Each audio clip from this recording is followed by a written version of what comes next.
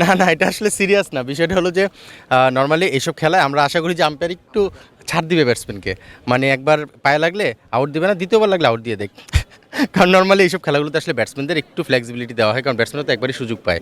সেই জায়গা থেকে বললাম, ভাই আউটটা না দিলেও হতো, এলবি আছে নাকি এই খেলায়? সো জাস্ট মজা করে বলেছিলাম। বাট পরে দেখলাম যে আম্পায়ারটা খুবই সিরিয়াস। রফিক ভাইকে এলবি দিল, আশরাফুলকে দিল, পরে আবার জাভেদ ভাই নামলো তখন দিল।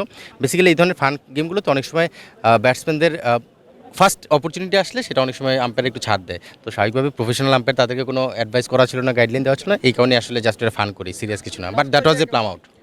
দলটা কেমন গুছিয়েছি আমাদের সাইড থেকে, আমরা ম্যানেজমেন্টে যারা ছিলাম যখন শুরু থেকেই দল গোছানো শুরু করেছি, আলহামদুলিল্লাহ আমরা যেভাবে চেয়েছি গুছাতে পেরেছি।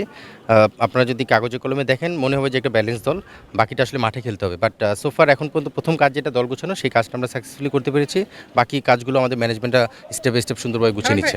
আমি স্ট্যান্ডার্ড বা অন্যান্য বিষয়গুলো বলবো না, আমি যেটা বলতে পারি আমাদের টিম যেটা, সেটার বিষয়ে বলতে পারি। আমরা 20 তারিখ ইনশাল্লাহ শুরু করব। স্বাভাবিকভাবেই 20 তারিখ 21 তারিখ দুদিন আপনারা জানেন যে আমরা ঢাকায় করব। 22 তারিখ আমরা একটা প্র্যাকটিস ম্যাচ খেলবো রংপুর রাইডার্সের সঙ্গে বসুন্ধরায়। তারপর আমরা 23 তারিখে সিলেটে যাবো। সো আপাতত এইভাবেই প্ল্যানটা সাজানো আছে। আর না, আপনি যদি একটা জিনিস লক্ষ্য করেন, প্লেয়াররা কিন্তু জাস্ট এনসিএল শেষ করেছে, তারপরে এক সপ্তাহের একটা ব্রেক দেওয়ার প্ল্যান ছিল, যেটা খুবই স্বাভাবিক। তারপরে আবার 16 ডিসেম্বরে ম্যাচ খেলছে। আপনি দেখবেন আমাদের প্রায় 7 জন প্লেয়ার খেলছে এই ম্যাচটাতে। সো তারা কিন্তু খেলার মধ্যেই ছিল, খেলার মধ্যে টাচে রয়েছে এবং ইন্ডিভিজুয়াল প্রিপারেশনও নিয়েছে। বিষয়টা হয় শেষে যে আসলে টিমের কাজটা, সেই টিমের কাজের জন্য যেই সময়টুকু দরকার আমি বলবো যে সেটা ঠিকই আছে। নিশ্চিতভাবে আমাদের টিম কম্বিনেশনে এই ধরনের একজন প্লেয়ারকে আমরা অ্যাড করবো, এরকম একটা প্ল্যানই ছিল আমাদের, যেটা আইএলের পরে অ্যাড হওয়ার কথা। তো স্বাভাবিকভাবেই আমরা যখন টিম গঠন করেছি, ড্রাফটের আগে কিছু প্লেয়ারকে আমরা ডিরেক্ট সাইনিং করেছি এবং লোকাল প্লেয়ারদেরকে আমরা সেভাবে কালেকশন করেছি, এবং মাঝখানে ওই জায়গাটা আমরা একটা স্পেস রেখেছিলাম যে এরকম কাউকে আমরা যদি কালেক্ট করতে পারি বা টিম ইনক্লুড করতে পারি, সেটা টিমের স্ট্রেন্থ বাড়াবে।